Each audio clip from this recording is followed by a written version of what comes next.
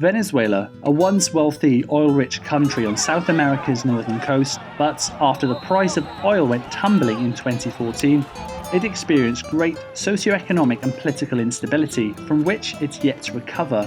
4 years of hyperinflation has made its currency practically worthless, and it's a country engulfed in a political crisis with two rival politicians claiming to be the legitimate leader: Nicolas Maduro, the handpicked successor of the hugely popular Hugo Chavez, and Juan Guaido, the man who wants to oust him. What's interesting is over 50 nations around the world recognize Guaido as the legitimate leader, including the US.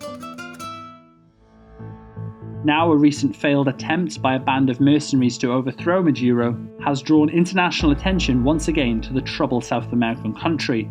But the question is, was this coup supported by the US government? An ex-US military serviceman, Jordan Goudreau, has claimed responsibility for the botched attempt to defeat the Venezuelan leader. 1700 hours, a daring amphibious raid was launched from the border of Colombia deep into the heart of Caracas. Our men are continuing to fight right now. Venezuela has now arrested 13 alleged mercenaries, at least 2 of which are US citizens. And the leader Maduro is calling them professional American mercenaries. Declarado por ellos, por todo el grupo terrorista, ya se encuentran declarando. And although Trump and his administration has denied any involvement in the attempt, but whatever it is, we'll let you know. But it has nothing to do with our government. While being questioned, one of the Americans suggested that Trump was behind the incursion. Who commands Jordan? President Donald Trump. A former US Navy SEAL with links to the would-be combatants has said, in his opinion, Venezuela is being misled. Trump.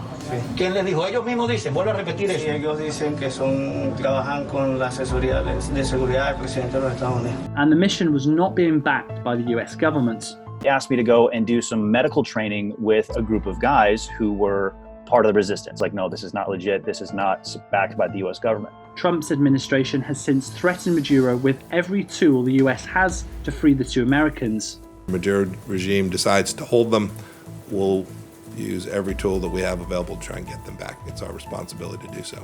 International diplomacy might be the solution if the US government grants Maduro's request to extradite Jordan Goudreau.